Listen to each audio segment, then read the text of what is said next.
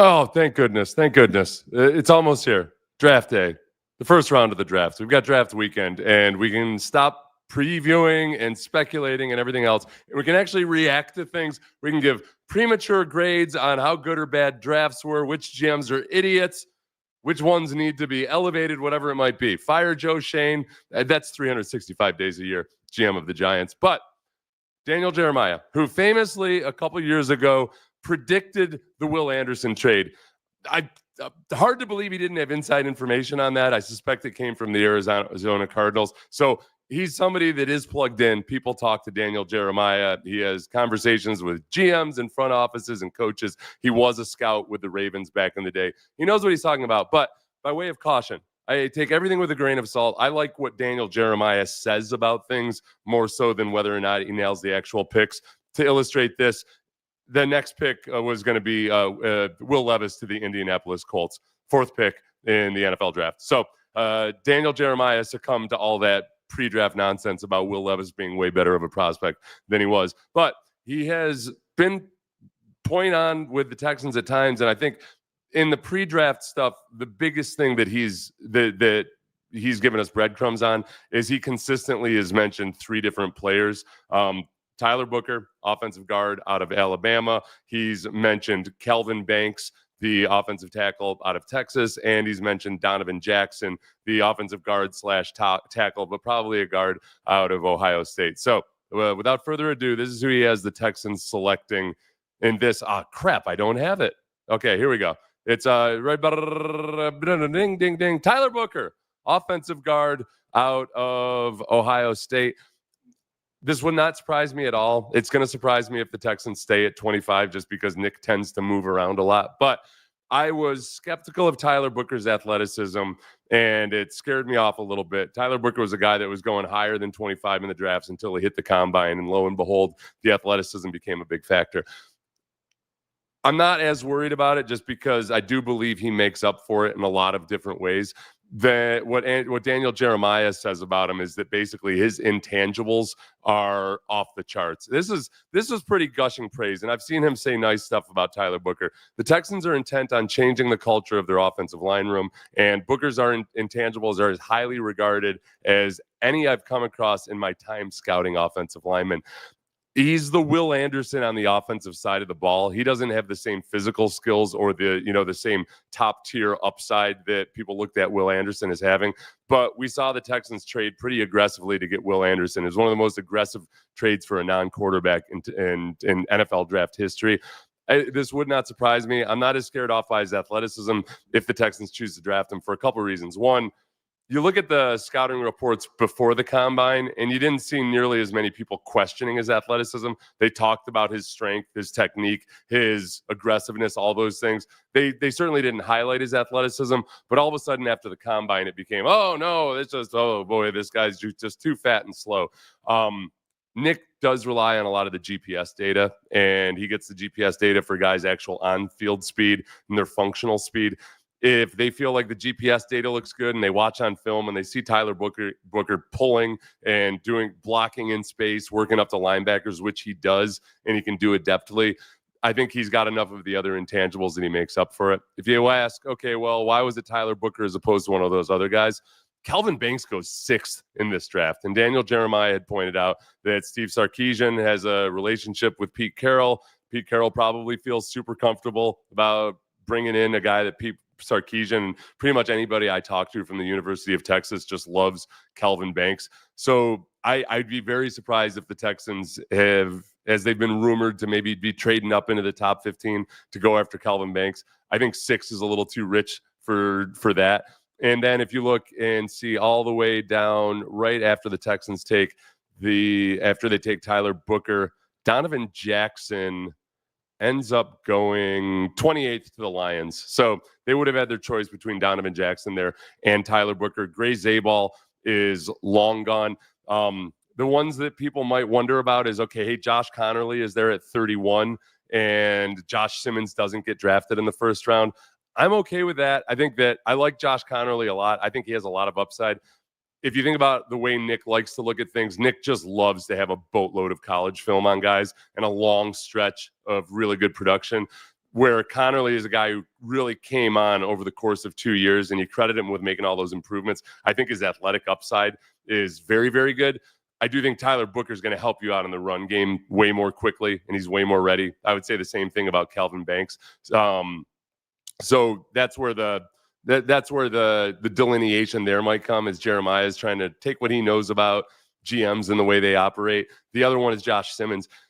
I wouldn't be surprised if Josh Simmons isn't on the Texans board as somebody they would draft in the first round for a couple of reasons. We know they want their first rounders to play immediately. They hope that they can be starters in year one. Simmons is coming off a torn patellar tendon, and also there have been anonymous sources and quotes and scouts saying that there might be maturity issues there. So if those are true, if there's smoke or if there's a fire where that smoke came from, we know that the Texans on the offensive line, especially right now, they want culture. They really, really want culture.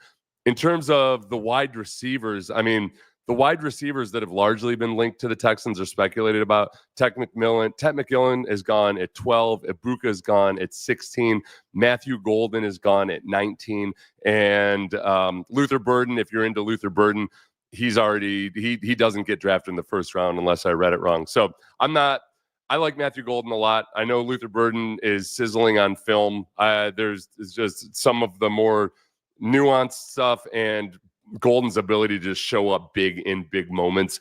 I feel more comfortable with him. So I'm not ruling it out that the Texans wouldn't draft Luther Burden. It just doesn't feel quite right. The defensive tackles, that's where it gets super interesting, because I think that none of us put it past D'Amico drafting a defensive tackle in the first round, do we? We know that D'Amico wants defensive linemen always and forever. And the guys in this mock draft that would be worth drafting around 25, Derek Harmon at 24 goes right before the Texans. The big thing about Derek Harmon is that he's got concerns about a shoulder injury. So just like it was with Tyree Wilson a couple of years ago, you look at him versus Will Anderson, but man, Tyree had an ankle issue, and Will Anderson certainly did not. And also, obviously, they loved the intangibles of Will Anderson. I think that it still makes sense for Tyler Booker. But then the thing that I hate most in the world is Kenneth Grant, a defensive tackle that I think has a lot of upside. If he goes to the Ravens, I'm immediately going to have remorse, just because the Ravens do a really good job of drafting guys who fall all the way to the bottom of the first round and who maybe have the physical ability to be higher than that, but people have questions about various things. It would just bring back way too many raw and open wounds from the Kyle Hamilton scenario, where the Texans actively decided to not draft Kyle Hamilton and instead drafted Kenyon Green. So I would have a hard time living with that. A hard time living with it, indeed. If you guys if you haven't checked out the membership link yet, I linked it below. I'm offering it at 99 cents a month. That's the lowest that YouTube offers it at. I just want to be able to provide basically at least twice the content that I'm already doing. I'm still going to be doing the same thing. A lot of interviews and some of the longer form stuff that I do that I later edit down. I'm just going to go ahead and pull the full length stuff out on that. And then a couple times a week, I basically do a pregame to Payne and Pendergast, where I'll live stream a lot of the content that we're going over. I'll do my show notes as you don't have to be awake at 5 a.m. Okay. I'll do it at 5 a.m. You don't have to be awake for it, but it'll be there for you later on in the show. Let's take some of these questions and tell me if I screwed up any names, because there's a potential. All right, Daniel. Tyler Booker is around 4 to 5 guy physically. That's an interesting way to put it. You know, we can bring up the outliers. Oh, okay. Let's look at it this way. You know who in terms of testing and everything wasn't a first rounder was DeAndre Hopkins. And DeAndre Hopkins did not have all of those football character things that everybody gushes about, or at least on the leadership side of things and on the maturity side of things. I mean, DeAndre would compete his ass off, but he produced in college. I think that if you look at Kamari Lassiter, one of you guys had pointed this out the other day. Hey, Kamari Lassiter is a guy that, you know, plays a lot faster than his 40. And now, so it made sense to take him in the second round.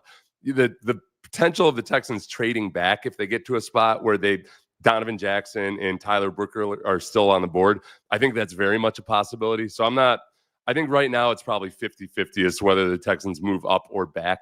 I don't think they move out of the first round just because they got to be committed to this rebuild on the offensive line. They tore down the old house. They're still living in a FEMA trailer. We got to get to work because summer's coming, and I don't want to be stuck in a FEMA trailer with sketchy air conditioning as we head into summer. I need to start building something that I can feel good about for now and in the future with offensive line. But I would not be surprised if they move back. If I screwed up any names yet, it would be an absolute miracle if I didn't. Unlike I have not actually been drinking like the thumbnail would suggest.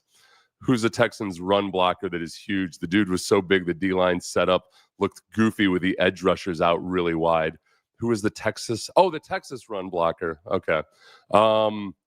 Let's see. I could see the Texans going DT first round if they love a guy. I agree with you there. And you know how I feel about Kenneth Grant, the defensive tackle out of Michigan. Man, the kid, he's played as high as 340. He's lighter than that. I was really skeptical when I saw him play for the first time, and people said he was 340 because he moves way better than 340. But at 325 or so, he could still be a 3-down guy. And I've watched the Texans struggle against the Titans' interior defensive line enough that I don't want to. I'd like to be able to inflict that pain on others. And I think the draft lays out this year that there's going to be offensive linemen, including Gray Zabel. I think Gray Zabel and Kelvin Banks are the two guys that I don't quite get why so many people are adamant that they're top 15 caliber players. I like both of them a lot.